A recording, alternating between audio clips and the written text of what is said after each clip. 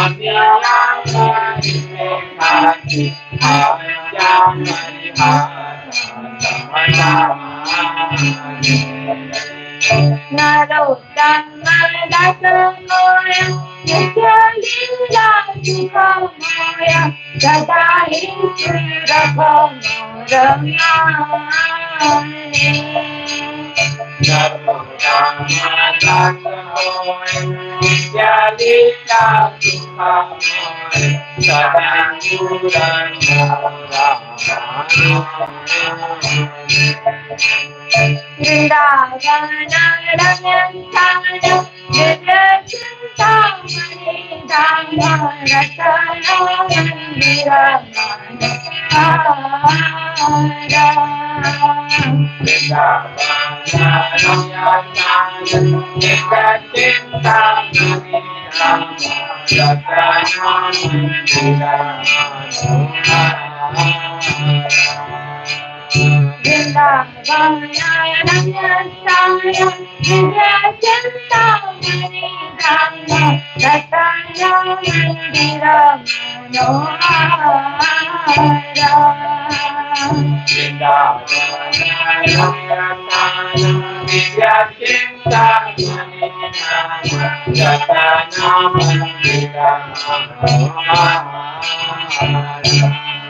Ole Vaishnava Thakur Jaya Vaishnava Thakur Jaya Vaishnava Thakur Jaya Vaishnava Thakur Jaya Vaishnava Thakur Jaya Vaishnava Thakur Jaya Vaishnava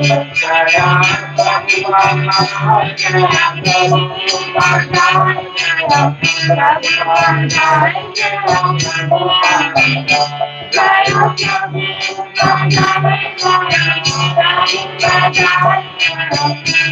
Jaya Prabhupada Jaya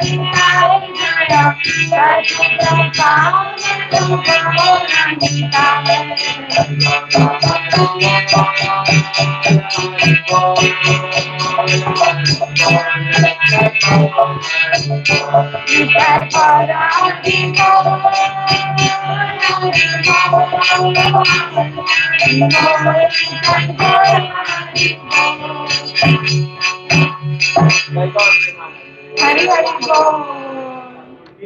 Yeah, let's read the translation first. You read. Beautiful Vrindavan is filled with Chintamani gems and many jewel palaces and temples. Many regal swans play in the waters of the Yamuna, and in those waters a splendid golden lotus flower grows. Second, in the middle of that lotus is a golden place surrounded by 8 petals. On these 8 petals, the 8 principal gopis reside, and in the center of Lord Shamsundar and beautiful Srimati Radharani sit on the jewel throne. Third, the great beauty of the divine couple and their charming joking and laughter continue the shores nectar everywhere. Narottam Das says, I pray that this blissful eternal transcendental pastimes of the divine couple may be always manifested in my heart. Yeah, song is in Raga Bhairava in Kahareva Tal, and it is sung by Narottam Narottam Das Das. Thakur. So we chose this song because we will have uh, the pictures of Vaikuntha Lok of Vrindavan Dham, Yeah. and then we will explain a little bit about what is Vaikuntha Lok, what is Vrindavan Dham in today's reading. Yeah. So let's see. Before the class, any thoughts on it? No, this is really very wonderful version that singing the glories of Vrindavan. And I mean, as we saw in the translation, why this is special. And yeah, the description itself inspires us to, go to the holy town. Yeah. And for me also, it's like whenever I recite this bhajan, like it increases my desire to go to Vrindavan. And it is Chintamani, without any Okay. That is the best part. The last line of the bhajan is very nice. That I say that means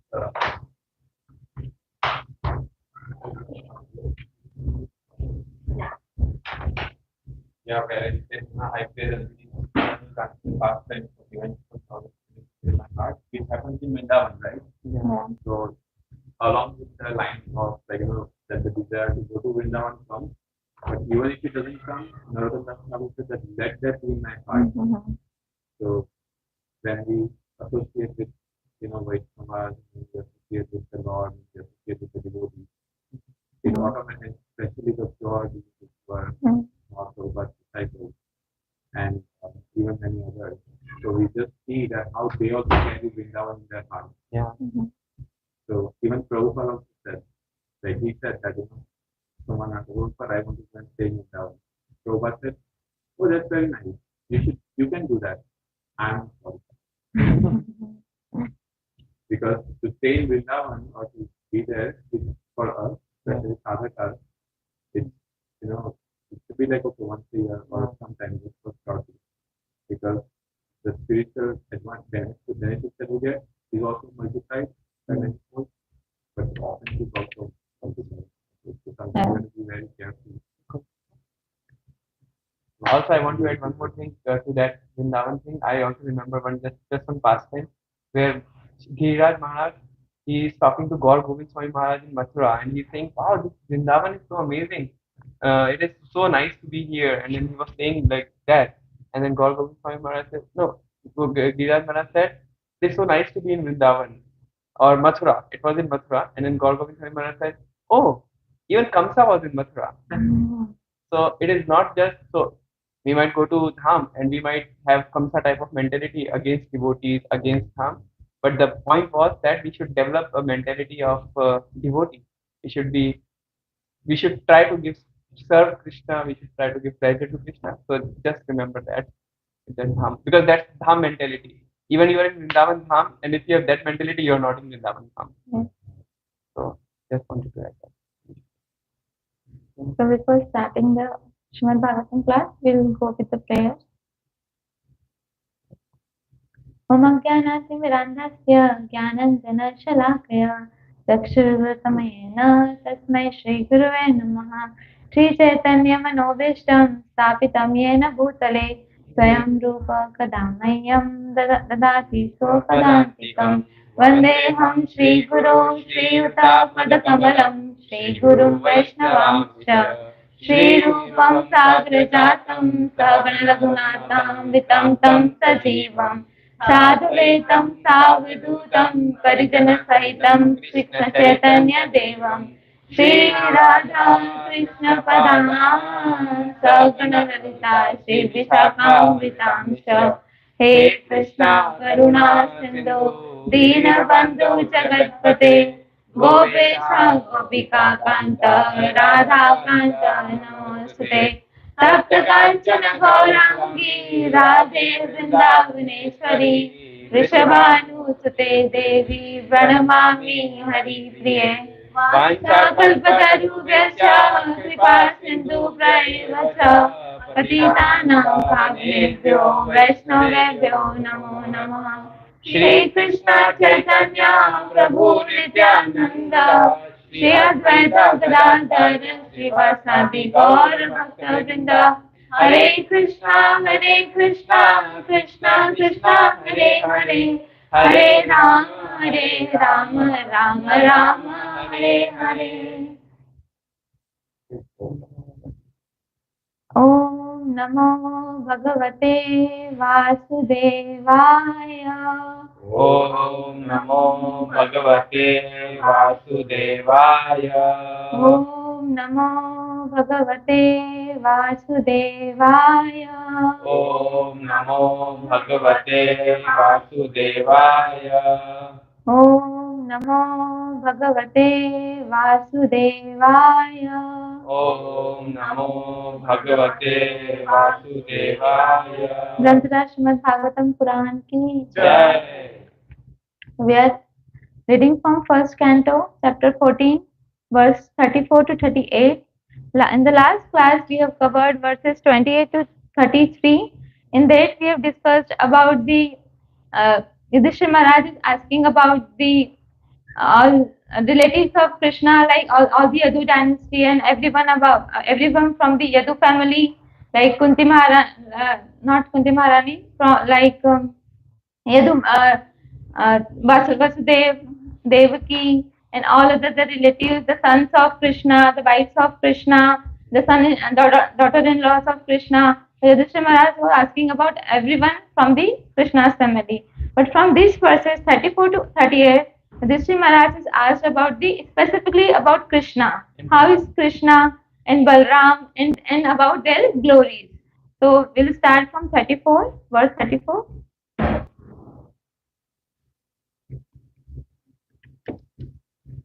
भगवानपि Govindo भगवान् अपि गोविन्दो ब्रह्मणयो भक्तवत्सलः ब्रह्मण्य भक्तवत्सलः कचित्पुरे सुधर्मायां कतिर्पुते सर्वधर्मायां सुखम् आस्ते सुरतव्रतः. सुखम् आस्ते सुहृद्वत्कृतः. Translation. Is Lord Krishna the Supreme Personality of Godhead who gives pleasure to the cows, the senses, and the Brahmanas, who is very affectionate toward his devotees, enjoying the pious assembly at Dwarkapuri, surrounded by friends. Purport by Srila Prabhupada. Explain purport. Yeah, so here Yudhishthira Maharaj is asking about Krishna, who is the pleasure, who gives pleasure to cows, all our senses, and all the, and who is Bhakta Vatsala, who is very affectionate toward all the devotees. So Yudhishthira Maharaj is asking about Krishna. In the purport, Prabhupada explained, here in this particular verse, the Lord is described as Bhagavana, Govinda, Brahmanya and Bhakta Vatsala. He is Bhagwan, Swayam, or the original Supreme Personality of Godhead, full with all opulences, all power, all knowledge, all beauty, all fame, and all renunciation. No one is equal to or greater than him. He is Govinda because he is the pleasure of the cows and the senses. Yeah. So here, Parashar Muni, who is the father of Vyasdev, gives the definition about Bhagavan. Van means who is the possessor. So Bhagavan means who is the possessor of all six opulences. What are these opulences? All power, all knowledge, all beauty, all fame, and all renunciation. So here you can see that in the pictures we have explained, Krishna, also known as Govinda, is all famous. Is famous everywhere. You can see today also is most famous person. So how he is lifting the whole Govardhan around? Yeah, he's all power. So he is yeah, he is holding the Govardhan hill for the 7 days continuously, day and night, and he's by his power he is giving protection to all the Brajavasis, and he's also giving protection to us. He is giving protection to everyone, even Jiva, all the Jivas, even humans and animals and everyone. Yeah. So how we can say that he is the all power and he is the most strength in the world? Anyone want to say that, like, who is the most powerful? How is most powerful? How we can say? Sometimes we think that the power lifters, they lift the heavy weight for 3 seconds and even like 5-10 seconds, I think, and they would lift it and then their condition would be and then they would just throw it. But here, a personality who is just lifting the Govardhan on his left hand pinky finger, and he's smiling. Not just smiling, but he's playing flute with the other hand. And then he's talking to other people, and then people are saying, "Oh, how are you lifting this?" And he's saying, "Oh, it's just the Govardhan." He's just like joking because of his full. He doesn't even have attachment to his friends because he's full renunciant as well. So here he's giving this first. So Parashar Muni is saying that the first opulence of Bhagwan is who has a full strength. we might think that even Lord Balram has full strength, right? Lord Balram is also holding this whole Brahman on his what's that? Hood. In On the his form of hood. Ananta Shesh, Balram is holding the whole earth. So we can Yeah. think that even Balram is the most Most powerful. powerful. So what do you think? Who is more powerful, Krishna or Balram? What do you think? Who is more powerful out of Krishna and Balram? What do you think? Yeah. I think it's Krishna. Okay, Chanakya Prabhu, who is more powerful, Krishna or Balram? From the picture we are showing here, if you can think of something. Prabhupada said something about it. Yeah. Very good question. Very good Yeah, question. And good we question. recently heard that in Yeah. Premvilas Prabhu's lecture. Lord Balram is facing and like he's also needing for support. Yeah. Yeah. That's what Prabhupada said. Yeah. Actually, Krishna is more powerful because Krishna is leading. Sorry, Balram Balram is is leading on Krishna putting and his Krishna hand is on supporting Krishna. Balram also.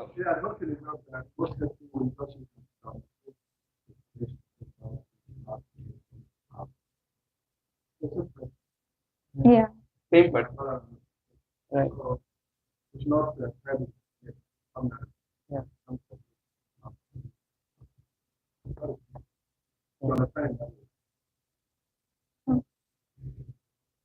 So basically, Krishna and Balram are both the same personality, and they have full fame. They are like famous all over the world. Even atheists say about.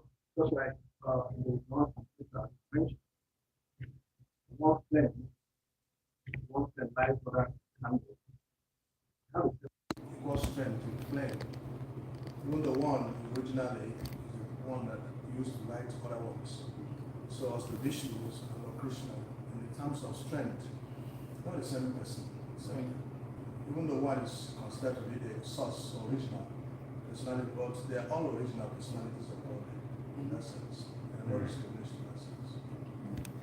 Just like even Vamandev, when he was here, he was the same personality, and he covered with one leg he covered whole material world, and with one leg he covered all spiritual world. And he asked, Bali Maharaj, where should I place my third leg? So he Third. is that powerful.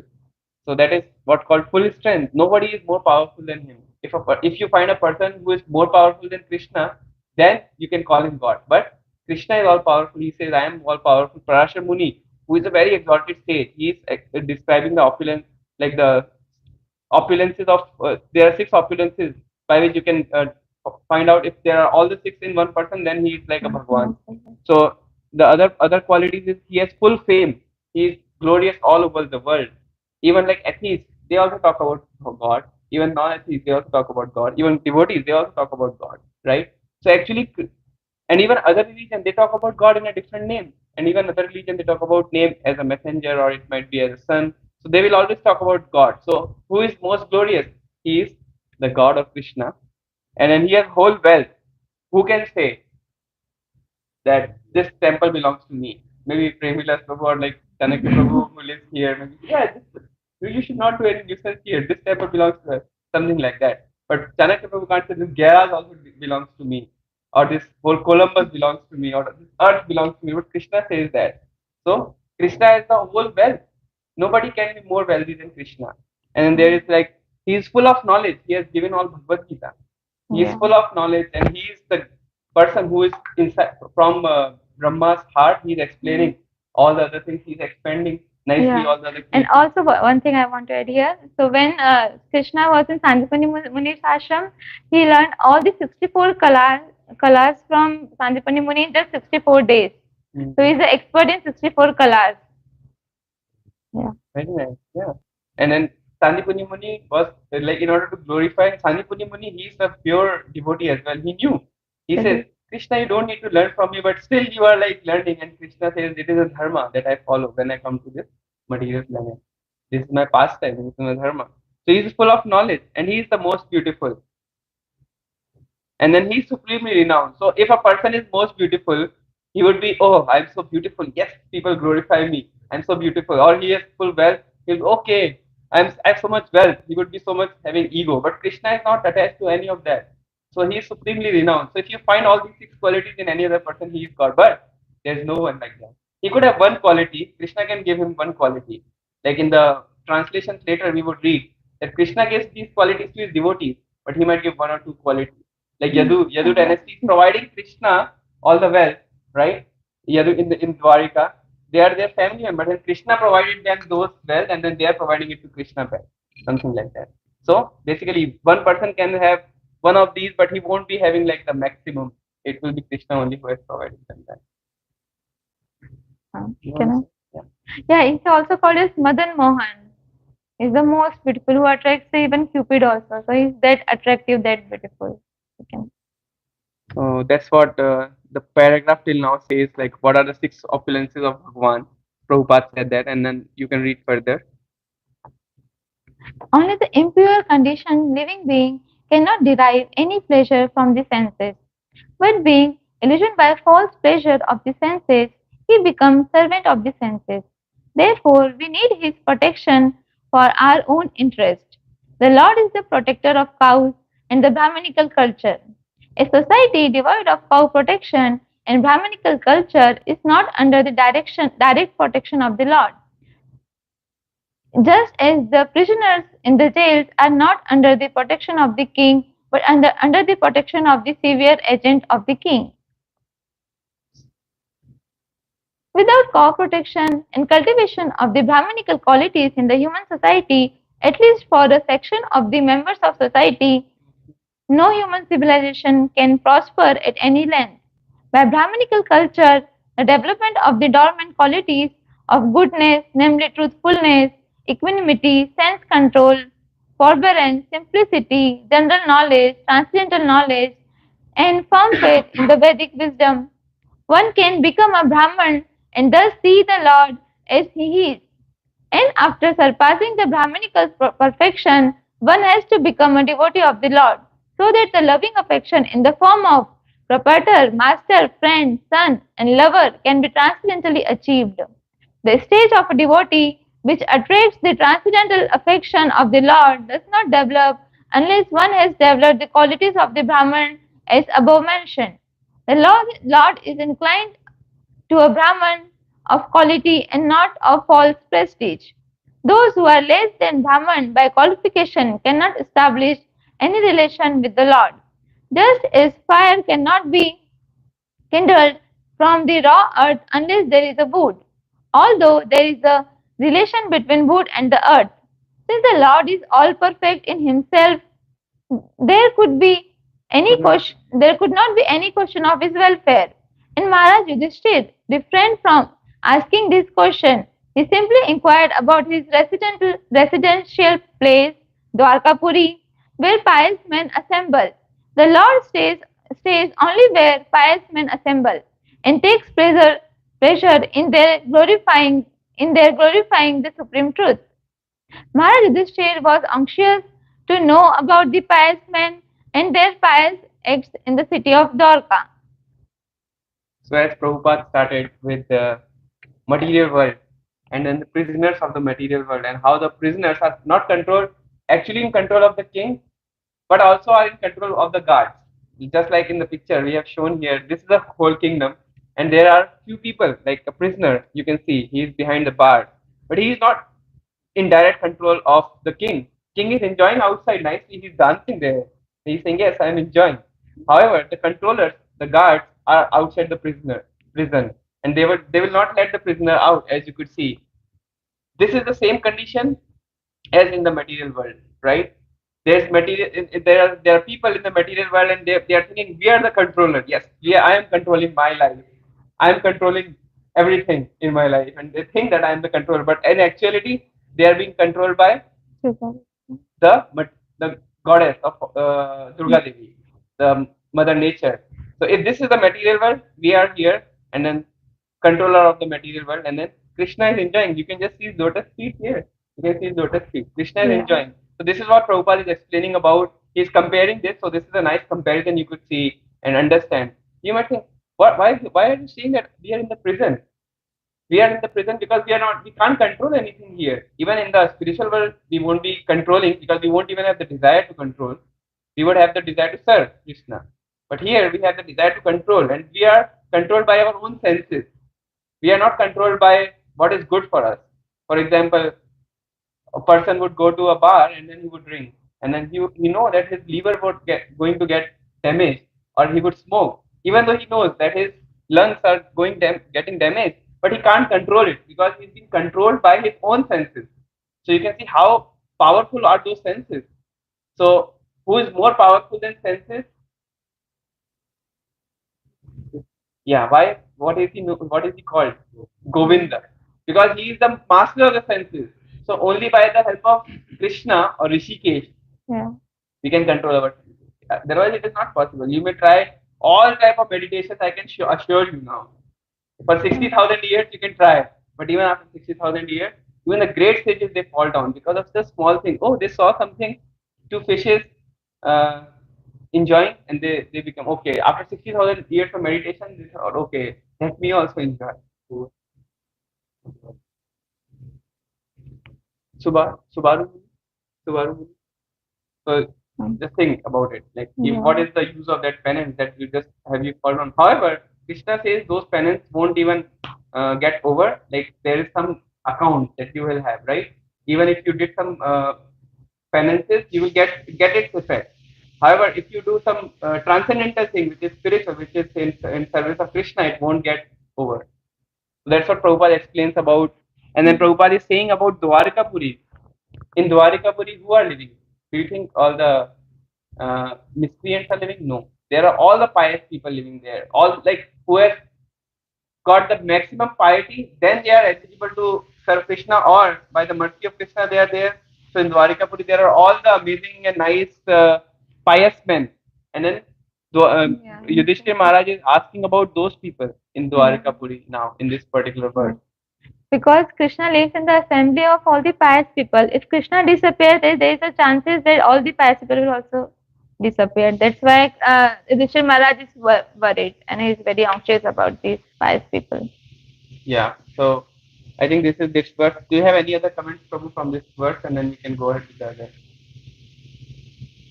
Anything we left, Chanakya Prabhu? Okay. So we can go to the next verse now.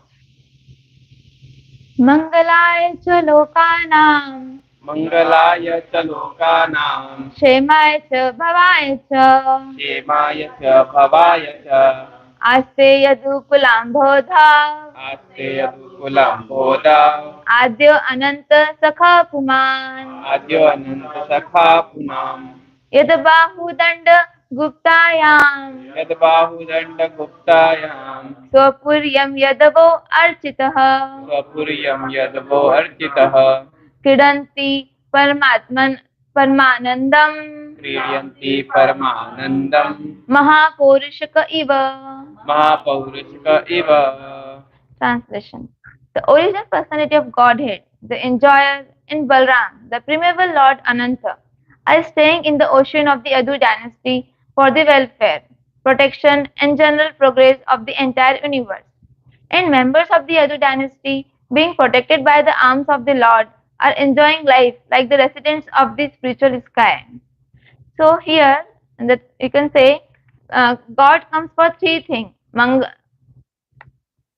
Mangalaya, Lokaya, Mangalaya, Shemaya, and Bhavaya, for the welfare, for the protection, and for the elevation, general progress of the entire universe. So here, Lord Krishna and Balram appears for these three purposes. We'll read further in purport. Purport by Srila Prabhupada.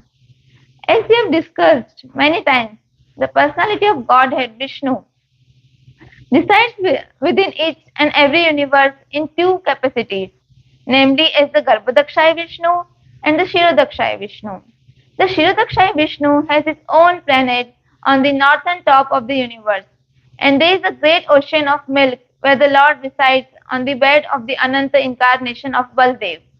Thus Maharaj Yudhisthira has compared the Yadu dynasty to the ocean of milk and Sri Balram to the Ananta where Lord Krishna resides. He has compared the citizens of Dwarka to the liberated inhabitants of the Vaikuntha Lokas beyond the material sky, further than we can see with our eyes and beyond the sevenfold covering of the universe. There is a causal ocean in which all the universes are floating like footballs, and beyond the causal ocean there is an unlimited span of a spiritual sky, generally known as the effulgence of the Brahman. Within this effulgence, there are innumerable spiritual planets, and they are known as the Vaikuntha planets.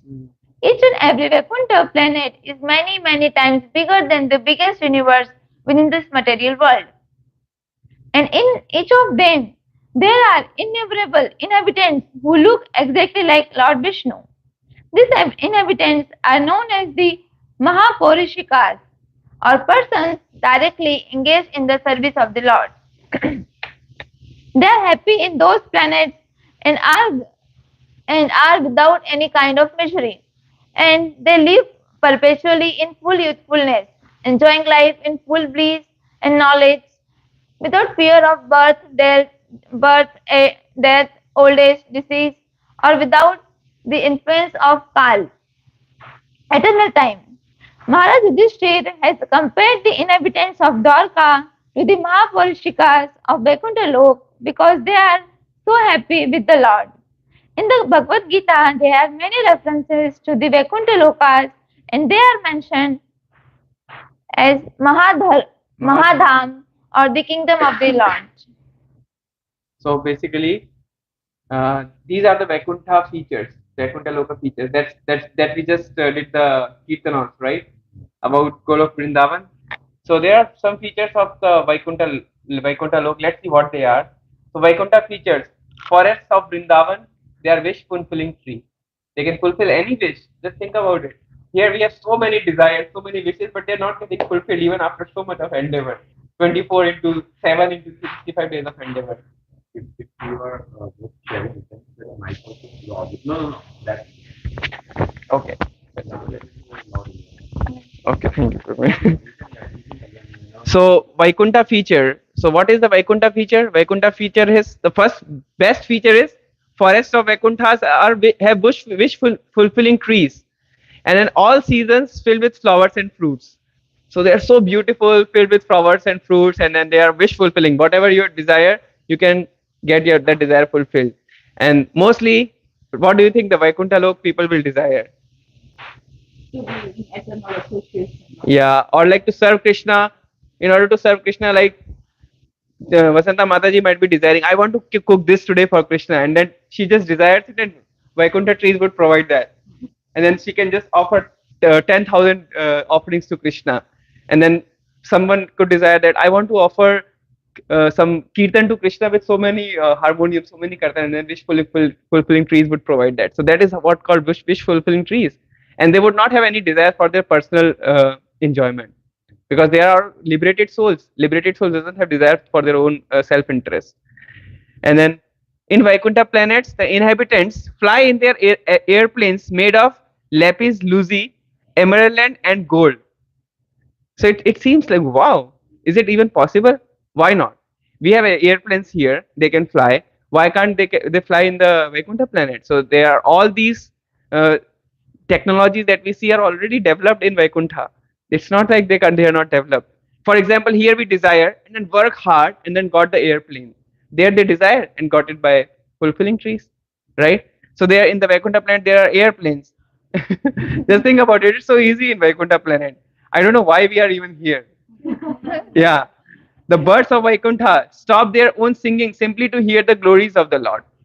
These all are taken from ISKCON Desire Tree, and then they have references as well. And Vaikuntha planet have no anxiety. And Vaikuntha actually means what? Without any anxiety. Yeah. No anxiety. Yeah. You know, there's one song, Prem Sindhu Prabhu gives this example again and again. It's in Hindi. I would just say, आले कर चलो इस ऐसे गगन के तले जहाँ गम भी ना हो आंसू भी ना हो बस प्यार ही प्यार तले. So there is one guy who heard this song in India, and he was like, wow, is this place really there? Where there is no chinta and there is all love. So he went to the person who wrote this song, and then he asked him, can you tell me which place are you referring to? And he said, I don't know which place is this. I just wrote this song. So he was confused. Then why did you write it? But he had this thing in his heart that there might be some place. Otherwise, how would he know about this? How would he got this inspiration to write about this place? Then one day he came to the ISKCON temple, and then devotees were discussing about Vaikuntha Lok, and then he became a devotee by understanding. Oh, this is that place. So they said you can go to that place by chanting Hare Krishna Mahamantra. So then he became a devotee. So this story is very famous with Prem Sindhu Prabhu. And then there is no influence of Maya in Vaikuntha Lok. So there's Maya Devi doesn't influence. So just like if you're in a prison, you are being taken care by the guard. But as soon as you're out, you're a free citizen. Now we are not taken care by the guard. Now we are taken care by Radha Network. Similarly, when you are in Vaikuntha Lok, you are not you are out of the prison of the material world, and you are not being taken care by Maya anymore. You are taken care by Radharani, your divine mother, our divine mother. And then there is no birth death cycle in Vaikuntha Lok. So there's no birth and death there. There's no birth death cycle. No worry about dying and then again starting with A, B, C, D, E, F, and then doing PhD again. So much of hassle. And then Vaikuntha, the abode of eternal bliss. It is Anandamayo Bhyasa in Vedanta Sutra. It is the abode where it is eternally blissful. Just think about it. We can't even get a pinch of bliss here. But when we are in the Kirtan, we can get that bliss. You see, when we are in the Kirtan, when we are in the temple, when we are reading this, we are not somewhere else. We are actually looking into this Vaikuntha planet, and when we are thinking, wow, this is such a nice place, and we are enjoying just about reading them. Just think how enjoyable it will be if we are over there. Then there's no desire, no lamentation in Vaikuntha. Brahma Bhuta Prasannatma na sochati na kankshati. So Krishna explains about all these qualities of Vaikuntha. Krishna explains in Bhagavad Gita. For example, he says in this verse in 18.54, there is no desire and there is no lamentation in Vaikuntha Lok. So why won't a person want to go into that place? Now, Yudhisthira Maharaj is comparing this place with Dwarika. Because wherever there is Lord, actually there is eternal bliss.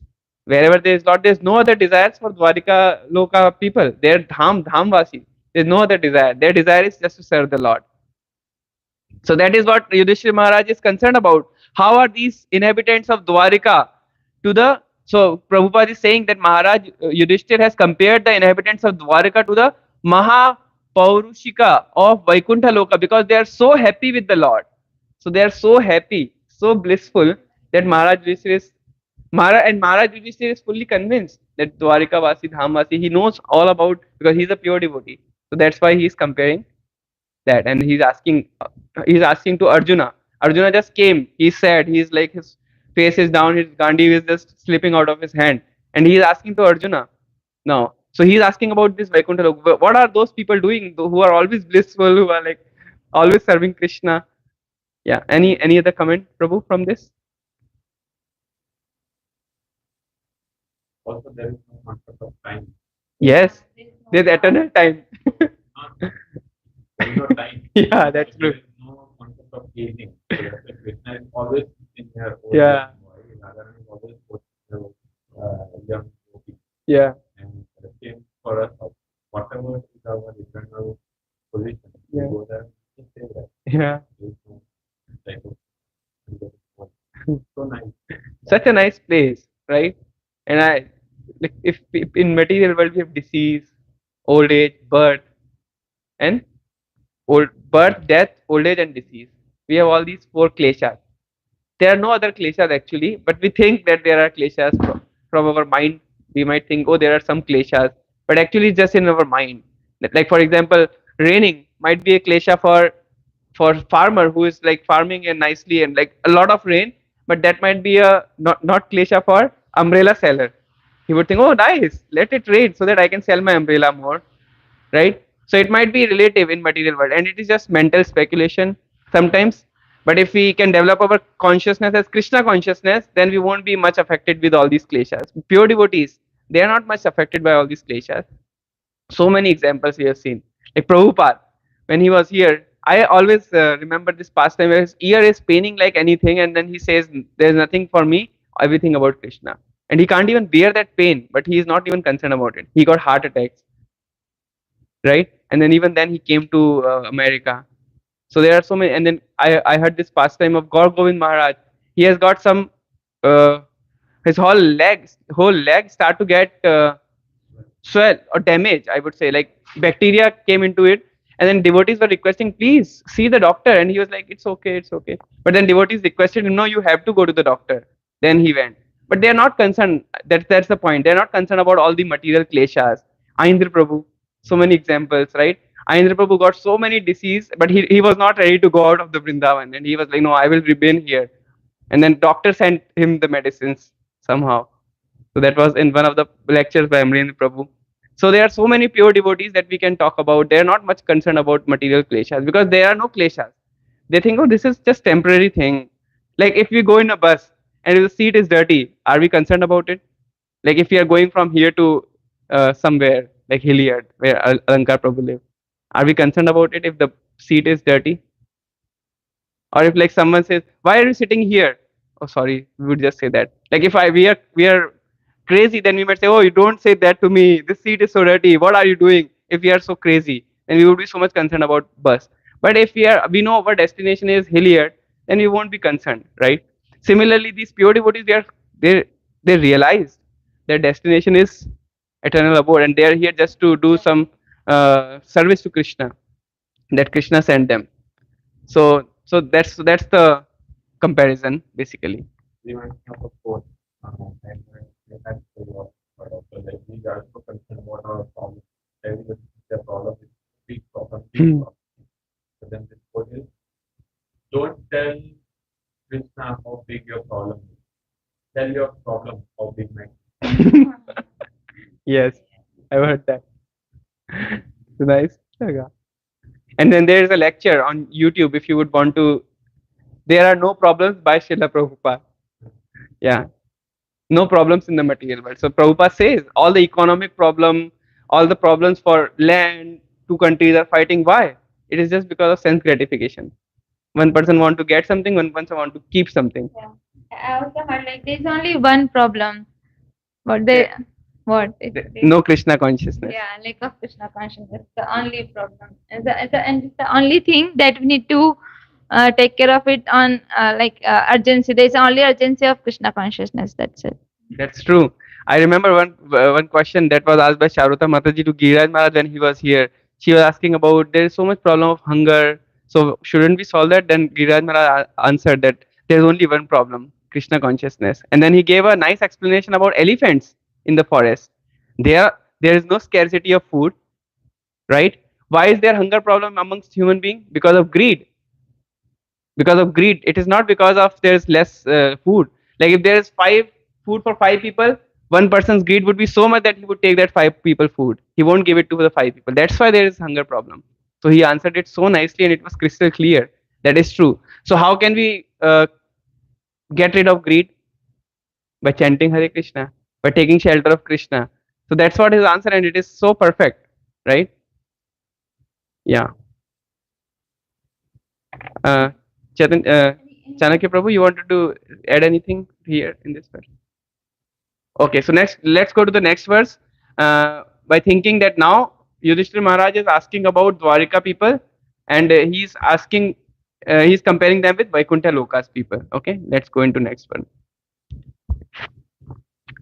Yat pad sushru shana mukhaya karmana satyadayodasta sahasrayoshitah Satyadayodvasta sahasrayoshitah nirjitya sankhe dasham cha tadashisho Niditya sankhe tridasham tadashisho haranti vajrayudha vallobhochitah. Haranti vajrayudha valabhochitah. Translation. Simply by administering comforts at the lotus feet of the Lord, which is the most important of all services, the queens at Dwarka, headed by Satyabhama, induce the Lord to conquer the demigods. Thus the queens enjoy things which are prerogatives of the wives of the controller of the thunderbolts. Perfect. By Srila Prabhupada.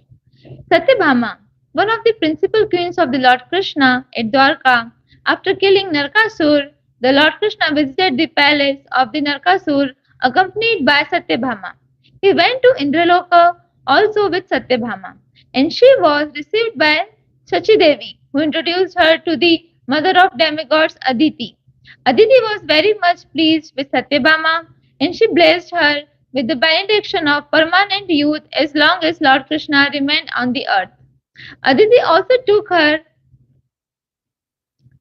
with took her with her to show her the special prerogatives of the demigods in the heavenly planets. When Satyabhama saw the Parijat flower, she desired to have it in her palace at Dwarka.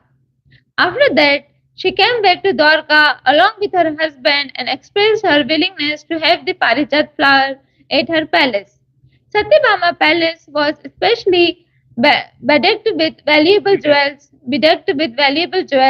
and even in the hottest season of summer, the inside of the palace remained cool, as if air conditioned. She decorated her palace with various flags heralding the news of her great husband's presence there. Once along once along with her husband she met Draupadi, and she was anxious to be instructed by Draupadi in the ways and means of pleasing her husband. Draupadi was expert in this affair because she kept 5 husbands, the Pandavas, and all were very much pleased with her. On receipt of Draupadi's instruction, she was very much pleased and offered her good wishes and returned to Dwarka. She was the daughter of Satrajit. After the departure of Lord Krishna, when Arjuna visited Dwarka, all the queens, including Satyabhama and Rukmani, lamented for the Lord with great feeling. At the last stage of her life, she left for the forest to undergo severe penance. Satyabhama instigated her husband to get the Parijat flower from the heavenly planets, and the Lord got it even by force from the demigods, as a common husband secures things to please his wife. As already explained, the Lord had very little to do with so many wives to carry out their orders like an ordinary man. But because the queens accepted the high quality of devotional service, namely administering the Lord all comforts, the Lord played the part of a faithful and a complete husband.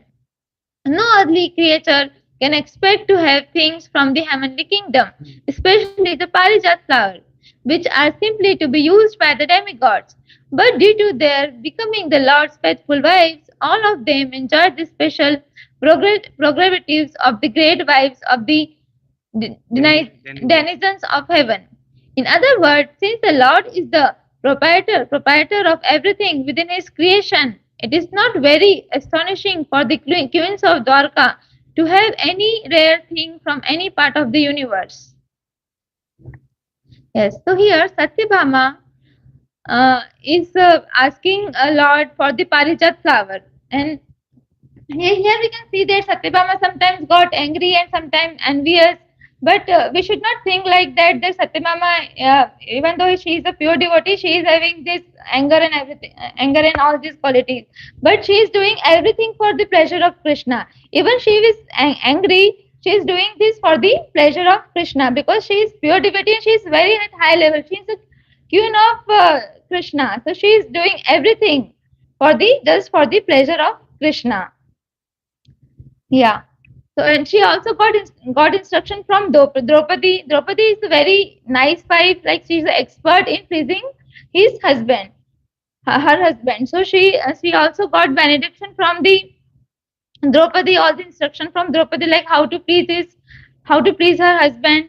And she is doing Satyabhama now. Satyabhama is asking for the things from the heavenly planets, and it is not very surprising that they are asking for the heavenly things because they are the wives of the Supreme Lord. They can ask anything and they can demand for anything. Like it is like uh, because they are doing everything for Krishna, then Krishna just reciprocating by their completing their demands. Do you want to add anything? Yeah.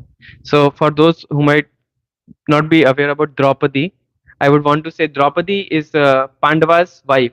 Five Pandavas' wife is Draupadi, and she is the daughter of Drupad. Drupad. Drupad had two kids, or I don't know how many kids, but the two main kids who got who came into this material world by meditation or yagya, and their name was Draupadi and Drishtadumna. And they are Drupad's kids. They are two special kids. They are born by in the yagya. So this Draupadi has five husbands. Actually, she just married Arjuna. Arjuna won her in the what's that called ritual? Swayambar. Arjuna won her in Swayambar. This time Arjuna and all the five Pandavas, they were in not in exile, but they were hiding. They were hiding in the forest because Duryodhan wanted to kill them. Or which what's her name? Shakuni. Shakuni wanted to kill all these Pandavas in a Shalagraha, in a Vex Shalagraha, right? Vex house. Shalagraha. Lakshagraha, sorry, Lakshagraha, Shala. I don't know why did I say Shalagraha. Lakshagraha. So Lakshagraha. That is made out of wax.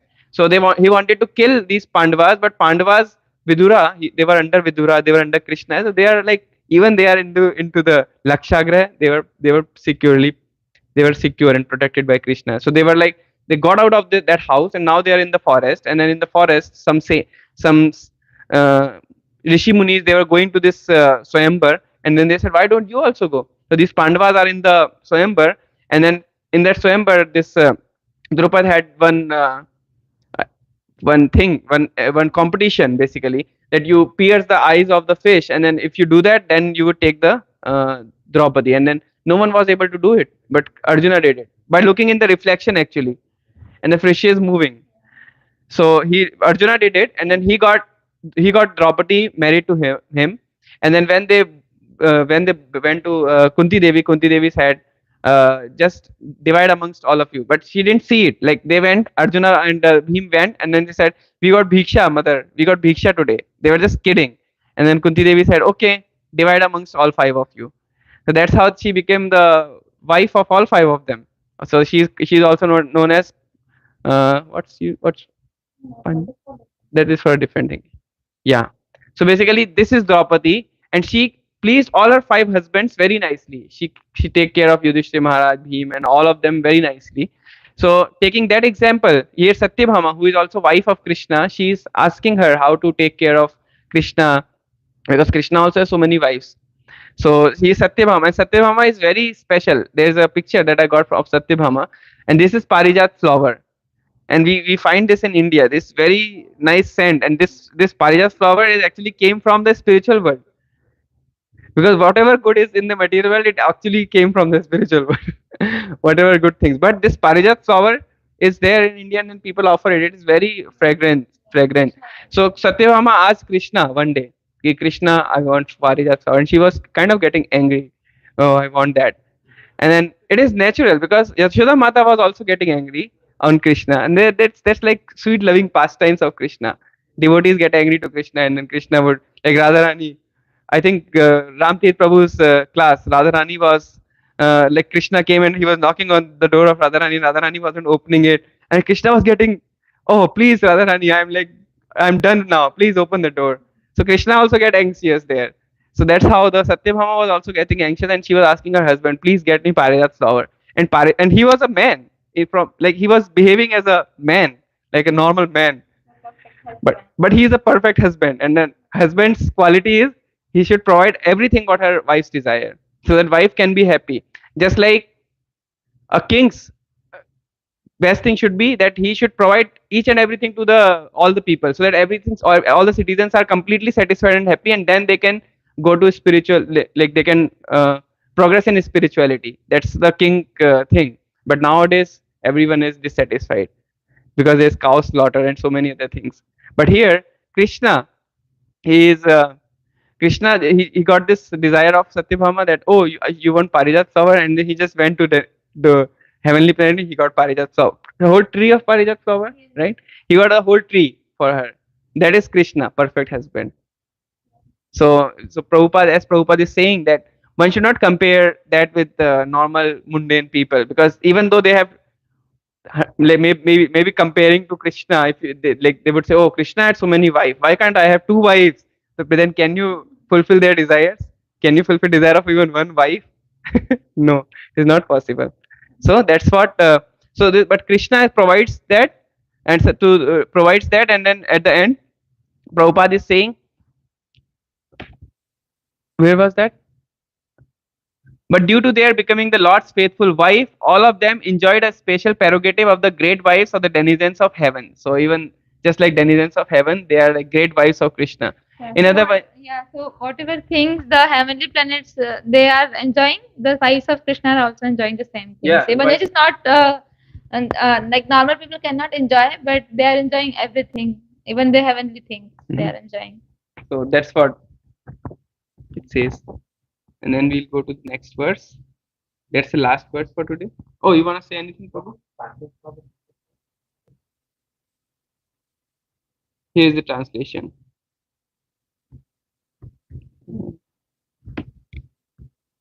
Oh. Oops. Sorry. Simply by administering comforts at the lotus feet of the Lord, which is the most important of all services, the queens of Dwarika, headed by Satyabhama, induced the Lord to conquer the demigods. Thus, the queens enjoy things which are prerogative of the wives of the controller of thunderbolts. It is my that's the local expression. Yeah. Is it the Yeah, the name by because of this pastime, the Parijat, this pastime is related to Satyabhama. That's why I think he. But yeah, that's my question to all of you. How did this thing come in between? About since by administering comfort to the lotus feet of the Lord, which is the He's most- like Yudhisthira Maharaj is planning the even the Lord fulfilled the desires of his wives. Even he conquered all the demigods and he got the heavenly things from the heavenly planets just to please his wife. right. That's why like this. The context was Yudhisthira Maharaj was asking about asking to Krishna. Arjuna about Krishna and then Glorifying Krishna. person just came from Varda to Singapore and for after and this is Maharaj and like Krishna that seeing all these bad and all these stuff. So he's inquiring about the of Varda and yeah, was in the previous. Now we are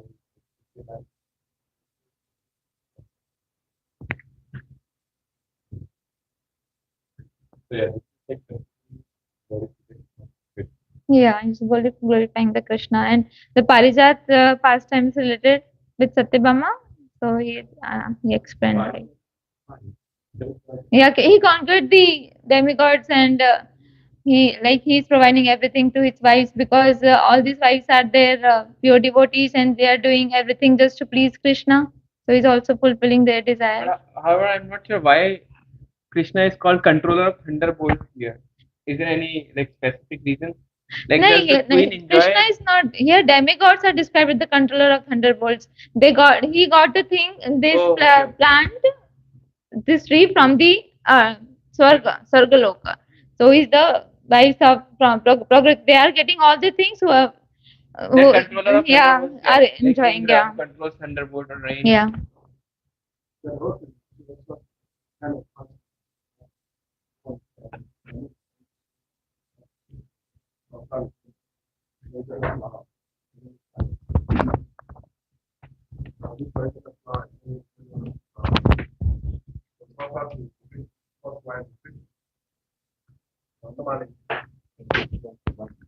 Another one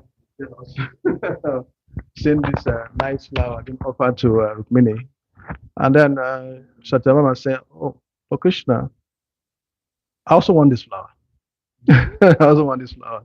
Very nice flower. Krishna said, why do you want the flower? I'll get you a plant. I'll get a plant. Why do you want a flower?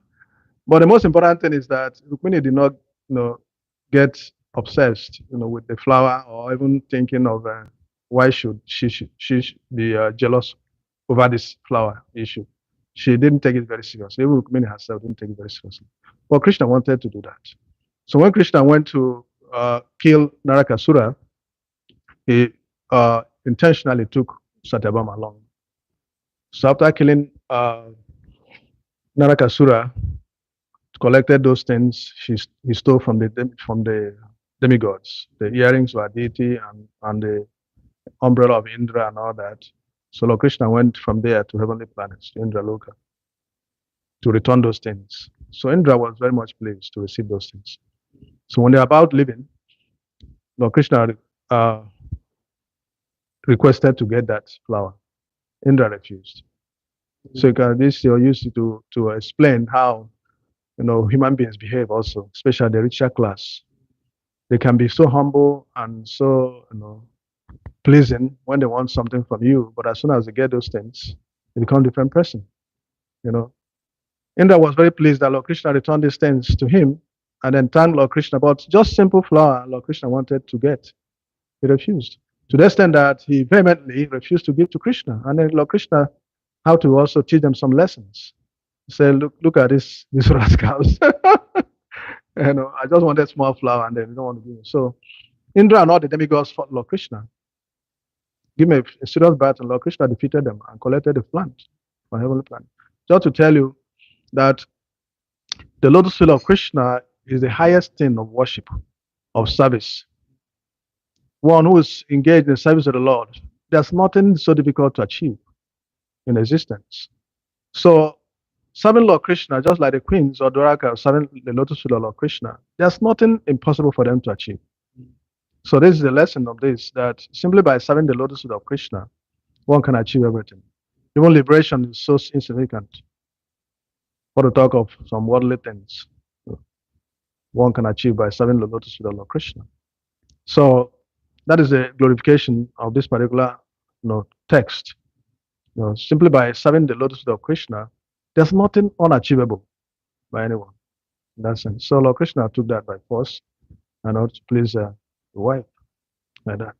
Of course, Satyabhama is like a direct expansion of Srimati Radharani. And then Rukmini is like Chandravali. So they're always having that, transcendental competition and all that amongst them.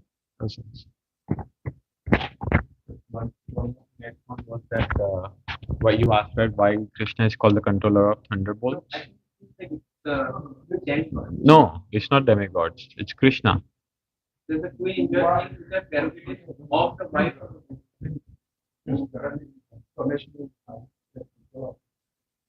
So yeah, controller of thunderbolts is referred to Indra, not Because I looked up and like this is one of Krishna's names, Vijra Ayodhya Vallabha. Like that, there are different names like Vajra Kutanga, Vajra Damstra. Like here it says like the one who possesses teeth like thunderbolts. Exactly. Right. So yeah, Vajradanta, his teeth. but Like this particular word Prabhu seems like Indra Devi. that's the queens. That the queen enjoys things with the clarification of the wives of the controller of Thunderbolt. So whatever the wives of controller of Thunderbolt enjoy, here in Dwarika, they are enjoying the same. Okay.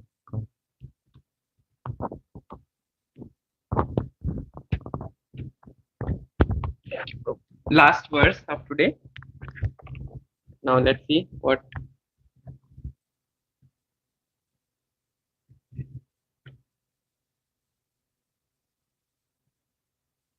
यद बाहुदंड Abhyuday अजीवनो Bahudanya abhijatya Yadu Pravira है अकुंठय मुहौ yadu prarviha hi akupya muhu अधिक्रमन्त्य अंग्रिभिय हितं बलात् ahikramanti ahibhir ahitam balam सभां सुधर्मां सुरसत्तमोचिताम्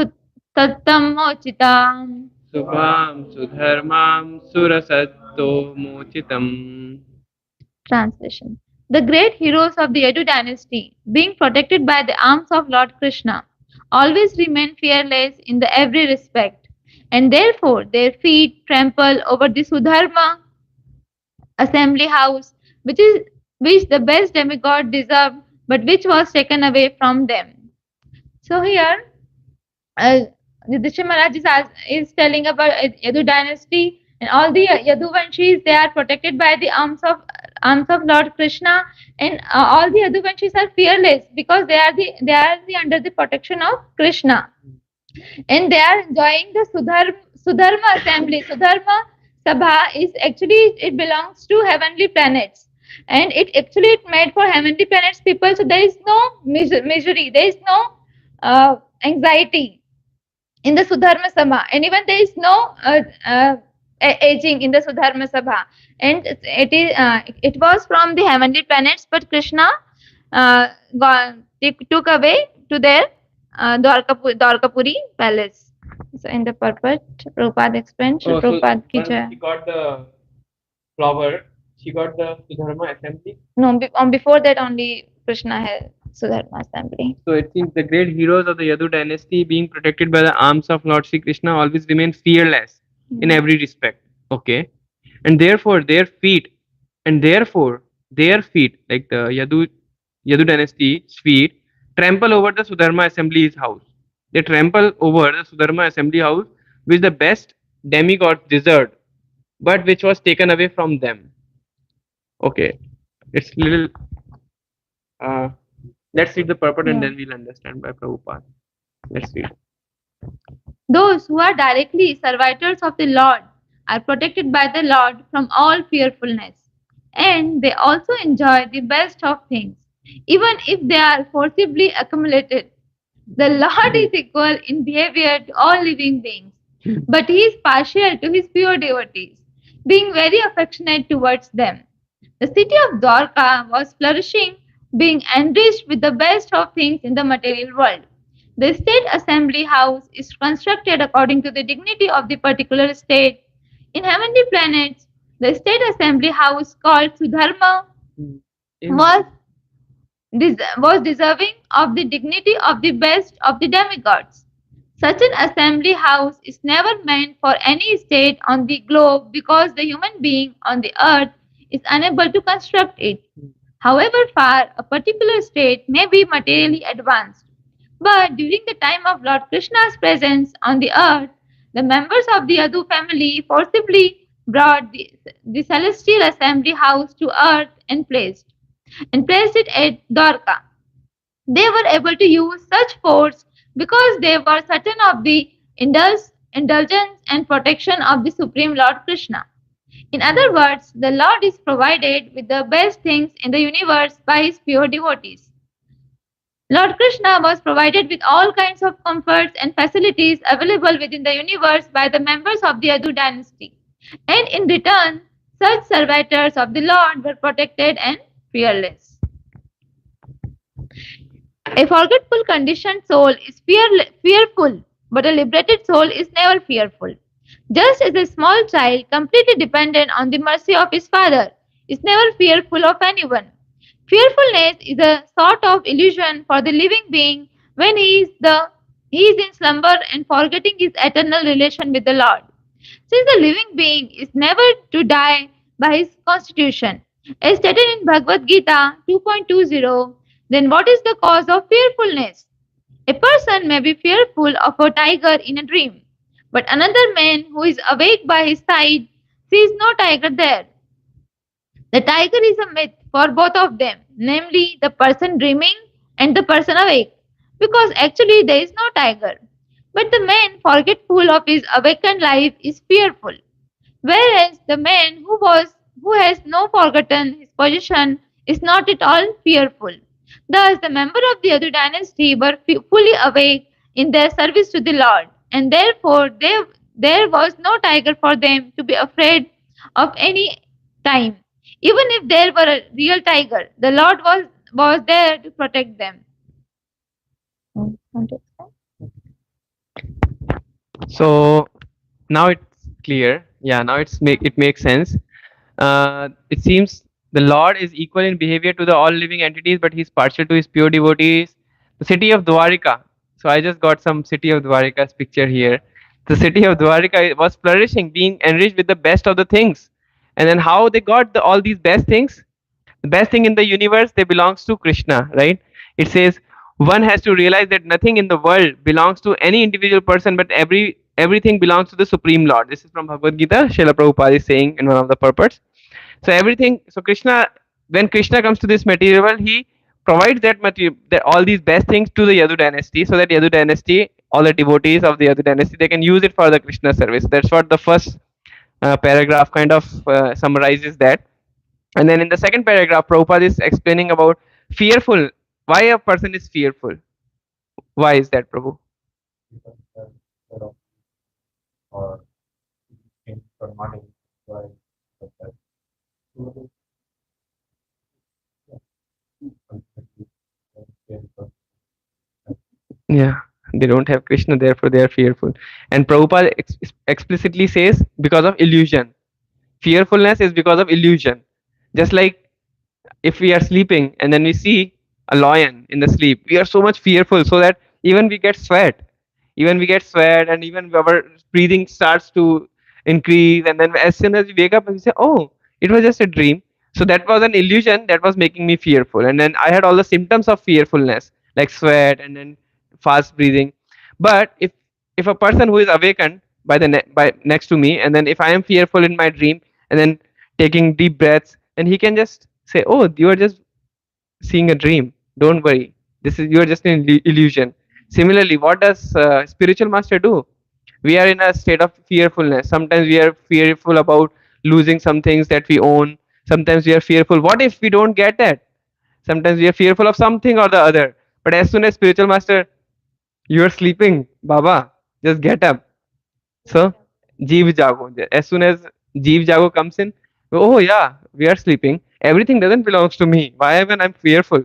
Everything belongs to Krishna. And then, Not everything is not belong to me, so not fearful. Because we are under the protection of Krishna, then we should not fearful of anything. right. That's true. And everything belongs to Krishna also. Yeah, that is Yeah. part of.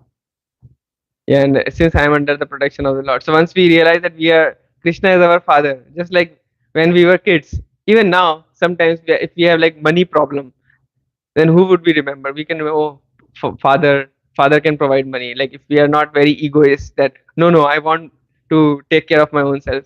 Similarly, when we are not egoist with Krishna, we know that Krishna will take care of us. That's when we are not fearful. So so Here, yeah, in this purport, Prabhupada also explained like Krishna Krishna is equal to everyone, but he is partial to his pure devotees, because pure devotees are doing everything for Krishna. They have surrendered their life, and they are not enjoying by themselves. They are giving pleasure to Krishna. Then Krishna is also doing take care of them. Krishna is protecting them, and Krishna is also providing heavenly things to Yadu dynasty, because they are the pure devotee of Krishna, and they are the servant of Krishna. So Krishna is also reciprocating by doing heavenly things, by protecting them. Like just in last verse, Krishna has provided the Parijat flower to Satyabhama. Parijat flower belongs to heavenly planet, but he got it for Satyabhama. So likewise, he is also providing.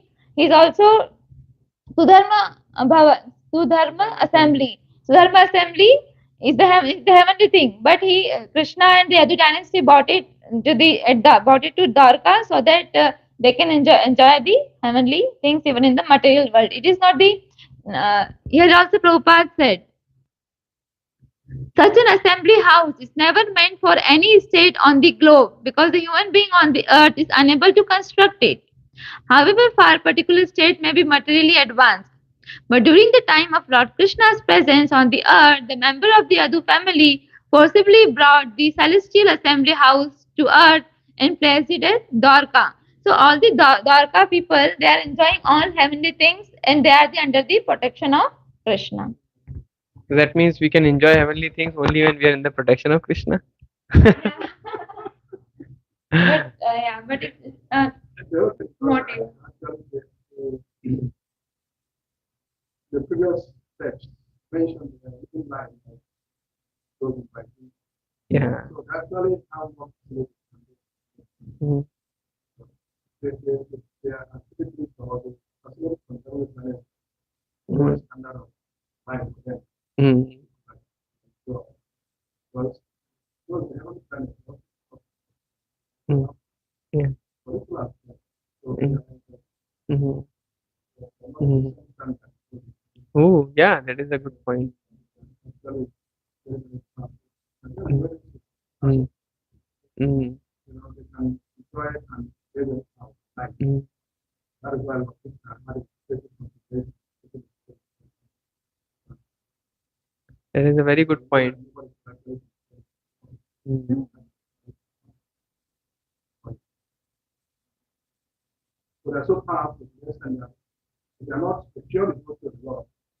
We think that they are equal to Mm. the person, Mm. the ability.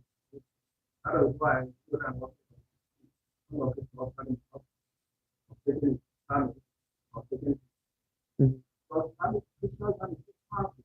Mm. They're like Krishna himself is the type of fighting. Mm. But you know that their power is Mm.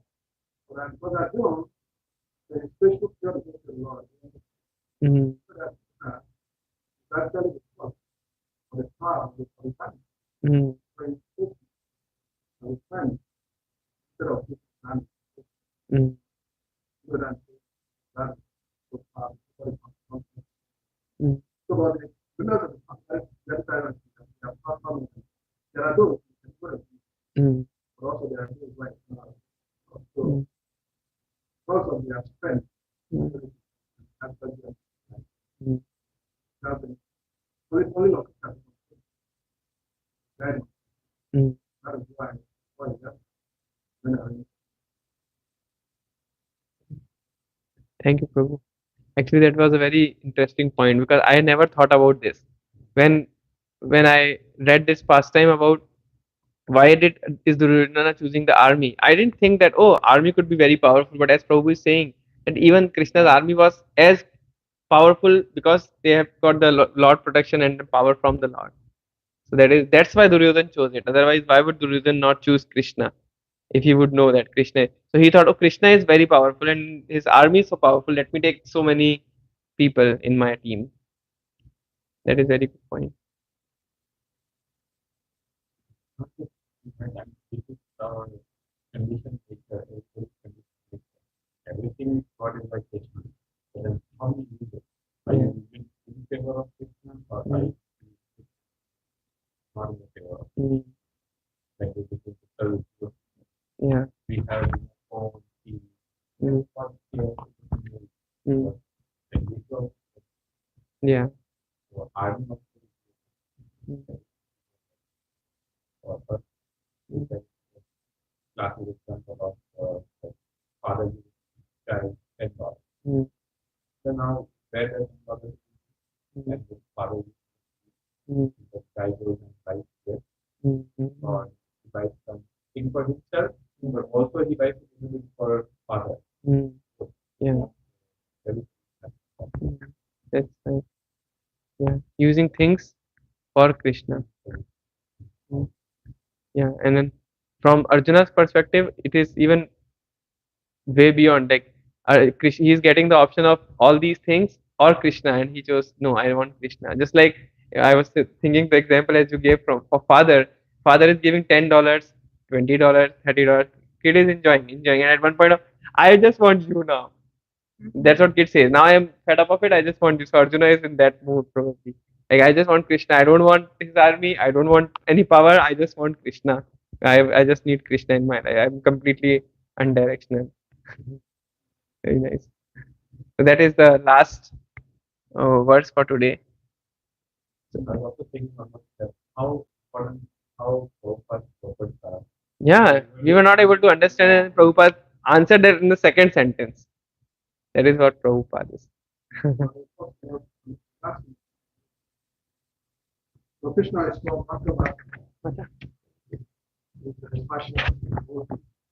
but actually, that partiality is devotee is expression of his supreme impartiality.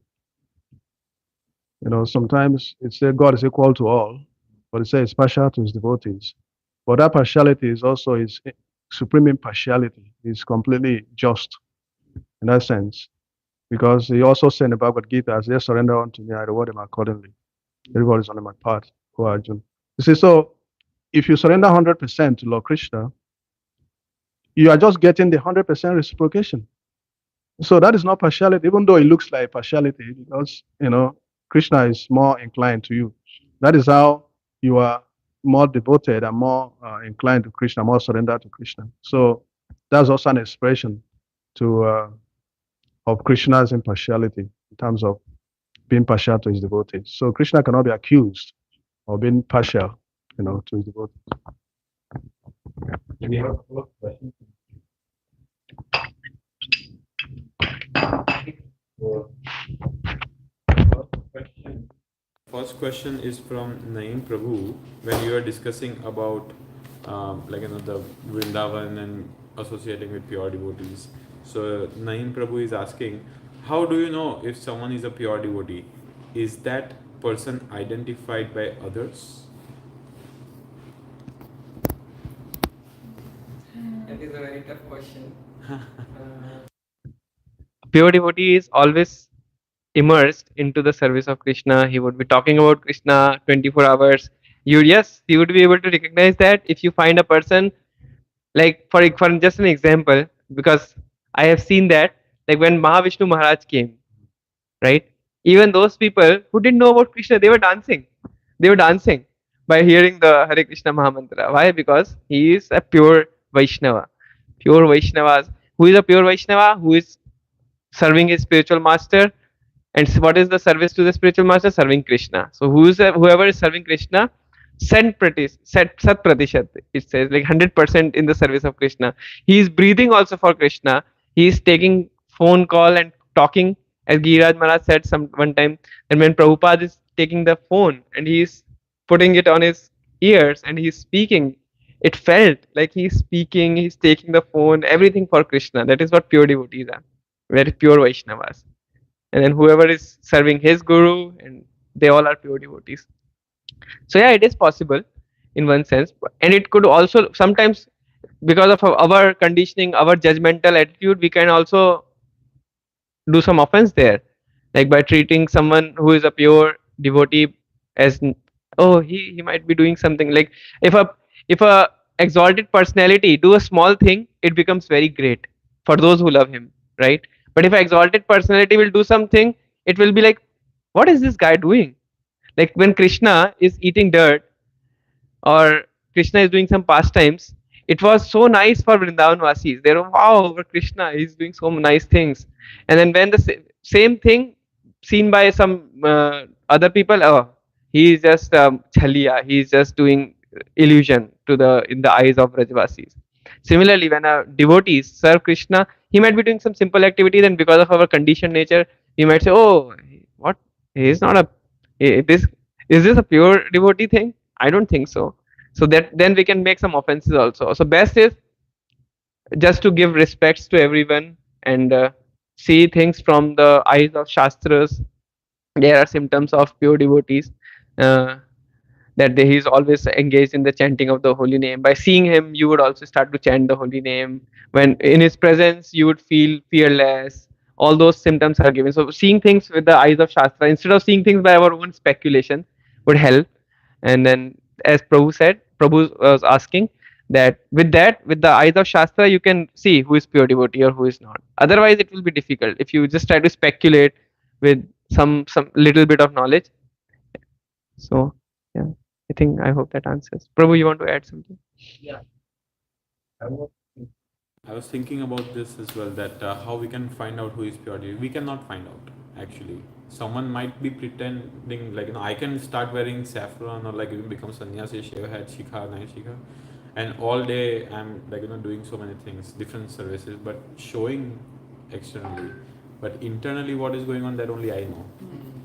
So, like for example, Prem Singh bro, we always tell that, Prem Singh bro, you are such an exalted devotee. He's like, no, I know my anarthas. He always says this. Yes. So, it's for us to two things. One is that we should always think that others are always advanced than us. Yeah. No matter how big their name is, there is a das or dasi in the names, doesn't matter. If someone is wearing saffron, white or jeans pants, doesn't matter. Externals are not what Krishna is looking for. Internally, what Krishna is looking for is what we should see. That how this person is actually, like, who someone might come and say, oh, what you, this is temple, but where is like devotees? Bhagavatam class is going on. Why there are no devotees? Or like their intentions might be right, but the way they express it also sometimes can lead to offenses, and these offenses can damage, they literally uproot their entire spiritual life. This offense is blaspheming devotees who have dedicated their lives in propagative of Krishna. The first offense. First offense could have been inattentive chanting, or thinking of some other, like Lord Shiva, Lord Rama is equal to or independent of Krishna. But no, first is to blaspheme the devotees. So first thing is that we should always think that others are always advanced, and in a very humble state we should serve. And humility is also not that, oh yeah, I am your floor mat. No. Humility is that how together we are serving Krishna, or I am serving my ego. Right? Sravanam Saturday, oh, I am doing Sravanam Saturday, but nobody comes. Radha Natbar is there, Srila Prabhupada is there. Doesn't matter. So many times people say, oh, I am not qualified. No, get qualified, become qualified, because that's the duty. Prabhupada did not say that, I recommend give class, or I recommend become Krishna conscious. No, you have to become. It's a instruction. So one thing is that we should always think everybody else is advanced than us, and secondly, pure devotees, it doesn't, they don't come with Labels. a label. Yeah, that oh yeah, nice saffron. This must be a pure devotee. Pure devotee could be anything. Like Damodar Krishna Prabhu is such a nice devotee, pure devotee. Mataji, Juhi Mataji. So like that, because if you try to, then especially the offense happens when someone is at the neophyte stage and they discriminate, because discrimination power is only for Madhyamadhikaris. Madhyamadhikaris can very accurately discriminate, but neophytes should not discriminate, otherwise they'll make offenses.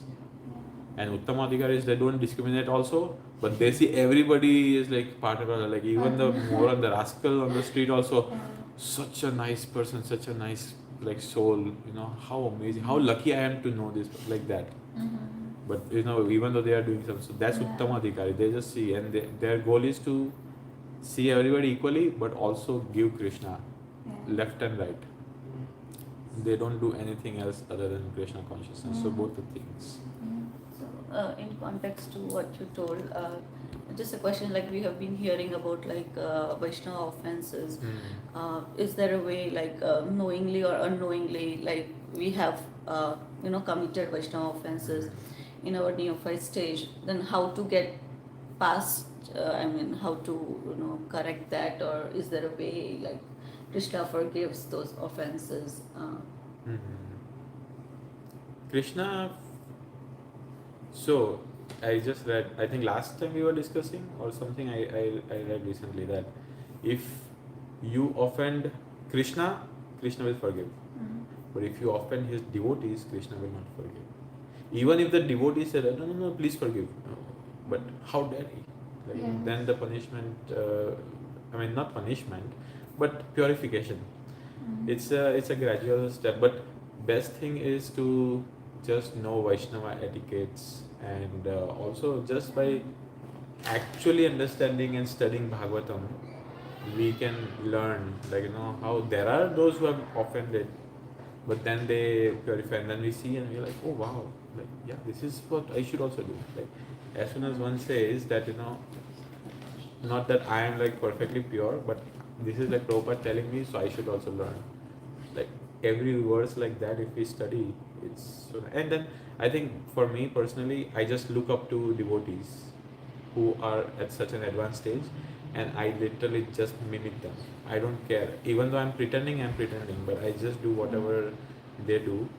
So just observing in details of how other devotees are carrying themselves, how they are talking, how they are sharing Krishna consciousness with different people. With some super advanced games, they are full advanced mode. But if some neophyte comes, they are full neophyte mode. They are taking care of them so nicely. And how do you know if you are making offenses or not? Prabhu, please take prasad. Prabhu, please take prasad. There is breakfast. Yeah. Please take it. And how do we know if we are making offenses? The taste in the chanting. As soon as you find yourself, Mahatma Prabhu was telling this in his Japa workshop. As soon as you find that, yuck, why? Let's just finish my 16. Let's just. When will you? We were just watching that the other day. When will you stop traumatizing me? When will you stop? Like we taught this to the Prabhus. So that is a sign that we are making offenses. But when we don't make offenses, we get so much taste from every service, from every chant, every japa we chant. We get so much taste, so much happiness. That's why it says chant and be happy, not chant and be miserable, right? Prabhu, you wanna add something? Do you wanna comment on that? No, I mean it is good to know. I think the only way is that we learn and groom ourselves to know more about Vaishnava etiquettes and try not to commit offenses and. Yeah. Also, I want to add here one thing. Is there a story about Amrish Maharaj and Durvasa Muni? So we should follow that immediately. If we offended someone, then we should go to that person and we should apologize. In that way only we can come out of the aparadh, because there is no other way. Even Krishna will not forgive you. Only that person, that devotee, can have the strength to forgive you. But what if the devotee don't forgive us? If he is a devotee, That he is will. the- That is the quality of devotee. Please don't forgive. Oh, I don't forgive you. You are such a rascal. Yeah. Rascal number 2. Yeah, but you should do your duty. Yeah. But that's it. And if he is devotee, he will forgive you. Even not if or what, you Yeah. do your duty and then Yeah. then I believe everything. Yeah, and from today's verses we can understand if some devotee is angry, because that is also he is pleasing Krishna. If some devotees got angry on us, it is for our purification and he is pleasing Krishna by that way. So we should think like that. So basically, request for forgiveness. Is the Yeah, answer. yeah, and from the Sikshashtakam we can learn that Trinadapi Sanichana, Tararapi Sahishana, Amanina Manatena, Kirtaniya Sadahari. So we should chant in that way. We should not think like he's devotee, he's not devotee, or he's not forgiving me, so he's not good, or he's got angry, so he's not good. We should think Amanina Manatena. Just give respect to everyone and don't expect, and just chant the Hari. That's it. Even like just coming to the stage of knowing that, oh my God, I have committed offense itself is a big advancement. Yes. Otherwise, Otherwise, it doesn't even people be are like, what? I am the perfect, I didn't do like, any mistake. perfect person. I was just telling them take prasad. Why didn't they do? So we would try to give some arguments to our own self, and then we would be, oh, I didn't do any offense. Yeah. But what did you do? Yeah, if you are thinking we have did some offenses, then itself it will come out of that stage. I could also remember one pastime here when I think it's from Challenger, and I don't even remember I can remember one pastime, but I don't remember the exact person who this was related to. But he was chanting, and he is a pure devotee. He's chanting with so much absorption, and then someone came in front of him, and he is not able to walk properly because he has some issue with the leg. And then this person was chanting, and he was in some pastime, and he was so happy that he was smiling. So the other person thought that he is smiling on him. Do you remember that? Yeah, something like that. Who's the? Do you remember this? Prabhu? And then he thought that he is smiling on him, and then he got sad. And then he's chanting, and then that's it. And then that person went away. And then this person who is chanting, I think Prem Sindhu Prabhu, if he's there, he might know. He would always say that. So this person who is chanting, who is getting so much bliss, he stopped getting bliss somehow. And then he opened his eye and he said, "What happened? Why can't I think about that pastime again? Why that pastime is not manifesting in front of me?" And then he couldn't. He kind of knew now that he did some offense, and then he tried to search like what offense he did, and then he went to, I think, Mahaprabhu, Nityananda Prabhu, or someone, Haridas Thakur, and then he asked him, "What should I do?" Then they suggested him, "You invite all the people, and whoever don't come to your sabha, that he's the person who got offended." I think it is from Bhakti Siddhanta Saraswati Thakur. I don't remember exactly. Invite everyone, and if Yeah, whoever don't come, that he's the guy who got offended. So he invited everyone, and that one person didn't come, and then so he went to his house, and then he hold his leg. I'm really sorry. And then he said, I was not laughing at you. I was. So the point here is that even offense caused a pure devotee, like as he was saying, that you will not get bliss, you will not get taste. Even a pure devotee, and even unintentional offense, he was just doing his own thing.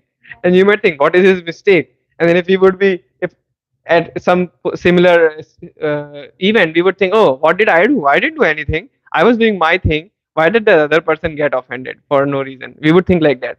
But the mentality should be, oh, I might have done something wrong. Let me see, let me ask for, let me do something to rectify it. As soon as we see there's degrees on the taste, just remember that past time. Very, Yeah. I don't think that's the first time. It sounds like More of like a exchange between pure devotees. Yeah. Like otherwise, like I can do something. I'm just sitting here, and someone might come and say, "Where is your tilak?" often did. Well, I'm just sitting here chanting. So it's like, then I don't know. So it's like there is degree also of relationship and how they often is. But of course, um, it's also a true thing that in the beginning stage we tend to make offenses because of our conditioning. Yeah. But slowly and steadily, I think one lesson that I have learned is in Kali Yuga, the biggest blessing. In previous yugas, you think of something offensive, you get the reaction. But in Kali Yuga, you think whatever you want, all kinds of offensive nonsense, no reaction. But as soon as you do or you say something, as soon as it actually manifests, that causes the reaction. So mental offenses, of course, even that should be avoided, because whatever is going on, whatever going on in the mind will come out one day or the other. So mental is like how we should, at least the gradual progress is. First stage is something came out bad, I spoke something bad. Now something bad could be, even someone might even find loopholes that, but no, I am telling this to improve Krishna consciousness, right? This is all Krishna's service, and in the name of Krishna's service we go on the train of offenses. So that is the first stage, that we think bad, we speak bad, or we do bad. Then second is we think bad, but we avoid saying bad or doing bad. And then the final stage is we always think good. So then you don't even say anything bad. It's a very nice thing. I mean, there is no question of offending. I mean, saying bad about anybody, because if you see everybody is doing such amazing services, even like naturally you feel so happy, right? Wow, such nice class, such nice presentation. Who can say anything, right? Or even if nobody comes, like I'm happy whoever came, right? Whoever attended. There's always something positive in everything. Exactly. Always. Always something positive. That is how you can tell who is a pure devotee. Like Prabhu, one more when you question. were saying, just one more point. Yeah. Like when Prabhupada was giving a lecture, he's obviously, but I'm just giving an example. And then a drunkard, he came where the lecture is going on. He came and he got a tissue paper, and then he got inside in so drunkard mood, and then he opened the door of Prabhupada's toilet, and then he kept that thing, and then he went away. Prabhupada appreciated that so much in the class. He said, "See, this is also service to Krishna." Now he got the service to Krishna. He is appreciating this. He's being so happy about that small thing. So that's just an example. Thank you. so. We are is asking a very difficult question. Sri Radha is asking a very, very difficult question. Why did Yadu dynasty, so here we talked about Yadu dynasty, right? So she's asking, why did Yadu dynasty perish in such a gruesome way? It was so nicely maintained by Lord, and also they were close associates of him, but still they had such a gruesome perish, like very bad, cruel way. Like Yadu dynasty, they all fought with each other. So do you know anything? Were they cursed or something, or like what was the reason? Like imagine, the direct lineage of God having such a. So in the past time, they got cursed from one of the sages, great sage. Yeah, in the past time, they got cursed from the sages that you got Gandhari. No, it Gandhari is different thing, but to the son, son, Krishna got cursed. Krishna got cursed from Gandhari, and also the the son and grandsons of Krishna also got cursed from one of the says that he will like he will fought, and it will all the Yadu dynasty will get over like that. And from the other thing we can also like think like that, as Chanakya Pandit Prabhu said, they are the most powerful people in the world, in the material world. So no one can fight with them, and no one can kill them. So only they themselves can do it. So Yeah. that's why they No one can help. no one else Yeah, can they have do, because to they are from the spiritual planets. They are under the protection of Krishna. Then Who will kill them? who can kill them? So They themselves. just to pack up from the material world, and they also wanted to go to spiritual world with Krishna. They wanted to go to Vaikuntha with Krishna, to the Golok. So they do this drama, they do this leela, they did this leela, and that's what my understanding. And also one more thing I want to add. And what we might think, what is like cursing Krishna and cursing all this happening? But this is all pastime. Like we heard from Ramtit Prabhu, they are in the spiritual world, and Krishna is somewhere getting cursed. Like Radharani is getting cursed by Sridham, and Sridham is getting. What is this curse? It is just their pastime, and they want. It's Krishna's desire, their desire to come to the material world to deliver. So that's why they are cursing each other. So when their desire is to end their pastime to go, and then they are taking it as a curse. Right. Prabhu, you want to add, Prabhu?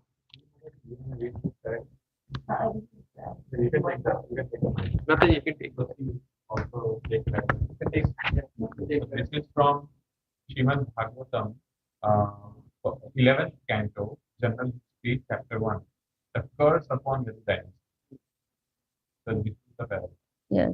So by Sri Krishna's desire, many great sages headed by Narada and Vishwamitra assembled at the holy place named Pindarka, near the city of Dwarka. The young boys of the Yadu family, absorbed in a playful mood, also arrived there. These boys dressed Samba in the guise of a pregnant woman about to give birth and inquired from the sages about the fruitfulness of Samba's so called pregnancy. The sages cursed the mocking boys by saying, "She will give birth to a club that will destroy your family." The Yadus, frightened by this curse, immediately lifted the garment from Samba's abdomen and found a club.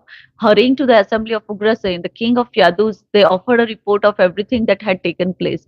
Fearing the Brahmana's curse, Yaduraj Ugrasen ordered the club ground to powder and thrown into the ocean. Within the ocean, a fish swallowed the last remaining lump of iron, and the waves carried all the bits of ground powder to the shore, where they were implanted and eventually grew into the grooves of canes. Fishermen caught the fish, and hunter named Jara used the iron lump found in its belly to fashion an arrow. Although the super soul Lord Shri Krishna understood what was happening, he did not wish to do anything to counteract it. Rather, in the form of time, he sanctioned this event. So It's coming. When we reach 11th canto, we will go in much detail. But yes, it was the curse, and Krishna was aware of the curse, and Krishna knew what was happening, but he still did not do anything about it. In the form of time, he sanctioned these events. So, hope that answers Sri Radha Devi Dasi. Okay. ग्रंथराज Shrimad Bhagavatam की जय. Bhadra Purnima Mahamahotsav ki जय. On this Bhadra Purnima special occasion, one should read Bhagavatam, one should get Bhagavatam, one should give Bhagavatam, you donate Bhagavatam. If you don't have Bhagavatam, you should install Bhagavatam. Please let us know if you don't have Bhagavatam at your place, and then maybe we can contribute in donating one Bhagavatam set. Yeah, and then whoever have Bhagavatam, it is a good practice to read it, take a oath or take a promise to read it at your home. Today is a full moon night, and if you would read it today, it would be a meditation, very proper meditation, where you can really do a proper meditation on the scriptures. So try to read any pastimes from Bhagavatam, like we read it, and it was so nice, right? You are completely immersed, isn't it, Mataji? Isn't it so? Yeah, Very nice. Yeah, yeah. So whenever we will read Bhagavatam, we will always feel that kind of bliss. Always feel that kind of bliss. So it's good to take some oath or promise today and start reading it. If you're not reading it, if you're reading it, that's very good. Keep reading it, and thank you so much. Hare Krishna. One thing on that is that, if you are reading and if you don't have the habit of reading every day, that's why we have Sravanam Saturday, where we have for 2 years. Just think how scrutinizingly we are studying this. In 2 years, we only finished first 15 chapter of the first canto, or not even 15, 14 chapters in 2 years. So that's how scrutinizingly we are reading and studying Srimad Bhagavatam. And this was our goal. And we don't want to rush. We have time. So every Saturday, it's free. And it's such a nice discussion. Sometimes most times we finish it fast. We start on time, finish it fast. But today is special because of Bhadra Purnima. And those who are listening, we have 7 people watching online. We have one devotee from Athens or somewhere nearby, and he is looking for a Bhagavatam sponsor. So if anyone is inspired to, if they have Bhagavatam, if they are inspired to gift this Bhagavatam set to that person, please reach out. It's only $250, and we will deliver it to him. His name is Bhakta Dilan. Dilan, yeah. He messages, he came on Radha Ashtami also, or the weekend of Radha Ashtami. So, Srila Prabhupada ki jai, Gaur Premanande, Hari Hari Bol, Vasanta Mataji ki jai. Damodar Prabhu